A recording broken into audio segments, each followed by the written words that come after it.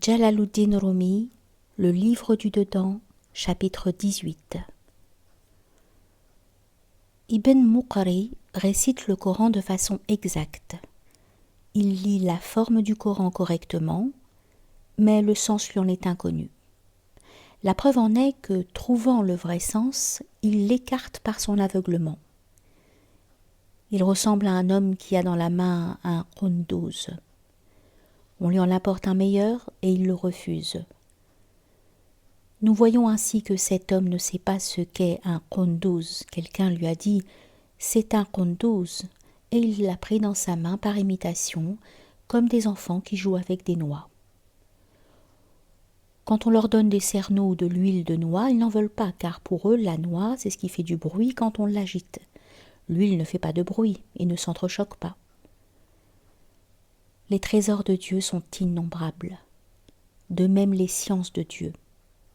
S'il récite le Coran avec exactitude, pourquoi refuse-t-il l'autre Coran ?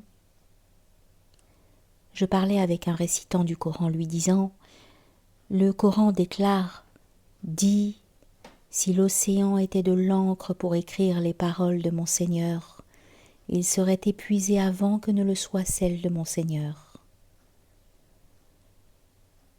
Avec 50 dirhams d'encre, on peut écrire le Coran tout entier. C'est un secret de la science de Dieu, mais ce n'est pas toute la science de Dieu. » Un droguiste a mis dans un bout de papier un peu de drogue. Si on dit « toute la boutique de l'apothicaire s'y trouve », c'est une sottise. Enfin, à l'époque de Moïse, de Jésus et des autres prophètes, le Coran, les paroles de Dieu, existaient aussi, mais n'étaient pas en langue arabe. Je tenais pareil propos en récitant, mais j'ai vu que mes paroles ne l'atteignaient pas. J'y ai donc renoncé.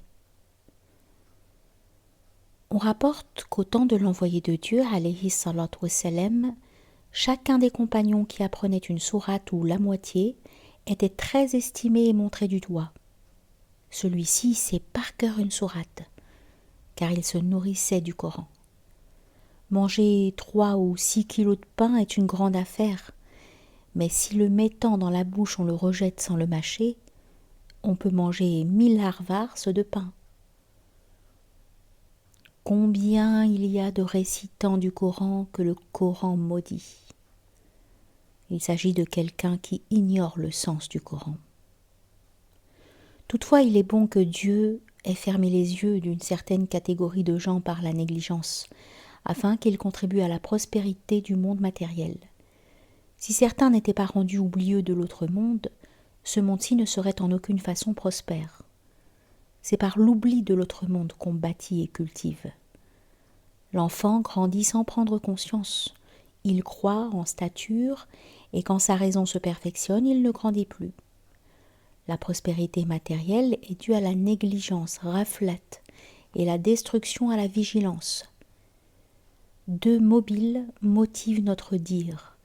Nous parlons soit par jalousie, soit par charité.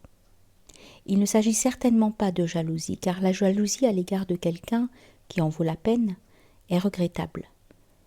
Que dire de la jalousie à l'égard de celui qui n'a point de valeur ?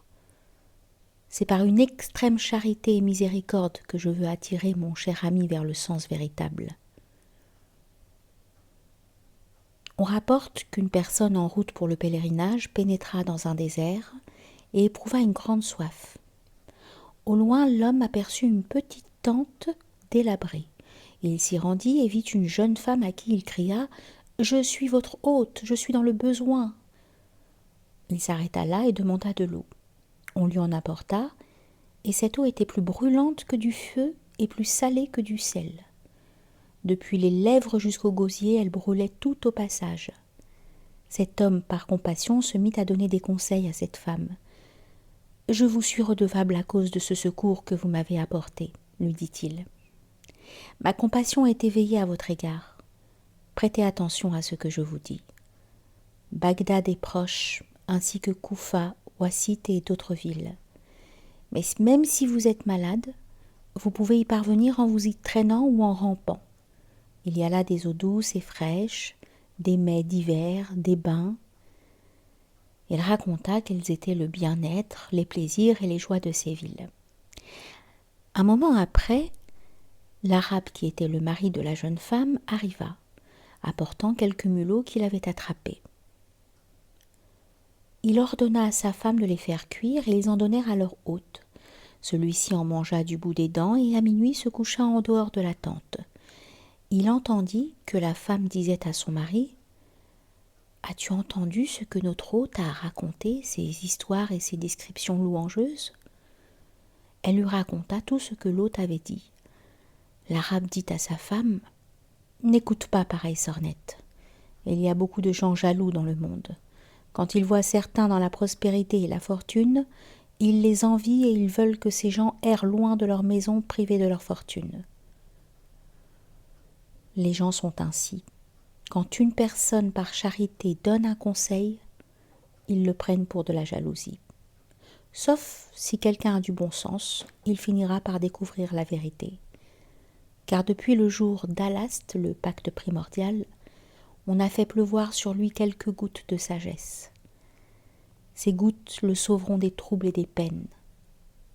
Allons, combien de temps resteras-tu loin de nous, étrangers, plongé dans les troubles et les soucis? Mais comment parler avec certaines gens qui n'ont entendu ce genre de paroles ni de leur chair, ni de personne? Comme il n'y avait pas de noblesse dans son origine, il ne pouvait pas entendre le nom des nobles.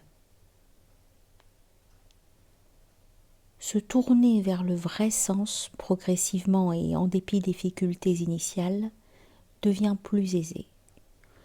Contrairement à la forme qui au départ est agréable mais devient imperceptiblement froide par la force de l'habitude. Où est la forme du Coran? Où est son sens? Regarde l'homme. Où est sa forme? Où est son sens? Si le sens de la forme de l'homme disparaît, on ne le laisse pas un instant dans sa demeure. Maulana Shamsuddin Tabrizi, que Dieu sanctifie son sir, disait « Une grande caravane voyageait sans trouver de village et sans découvrir d'eau. Soudain ils trouvèrent un puits, mais ils n'avaient pas de seau. Ils prirent un pot et des cordes et firent descendre le pot dans la profondeur du puits. Ils tirèrent le pot, mais la corde cassa. Ils firent descendre un autre pot et celui-ci tomba. Alors ils attachèrent des gens de la caravane avec des cordes et les envoyèrent dans le puits. Ils n'en revinrent pas. Il y avait là un homme raisonnable. Il dit « Je vais descendre ». On le fit descendre. Il était presque arrivé au fond du puits quand un nègre terrifiant apparut. Cet homme raisonnable se dit « Je n'aurai pas la vie sauve, mais il faut que j'agisse raisonnablement et que je ne perde pas la tête afin de voir ce qui va m'arriver. » Le nègre dit « Ne bavarde pas, tu es mon captif, tu ne seras pas sauvé, sauf si tu me donnes une réponse juste, tu ne seras pas sauvé autrement. » L'homme répondit « Parle. » Le nègre dit « De tous les lieux, quel est le meilleur ?»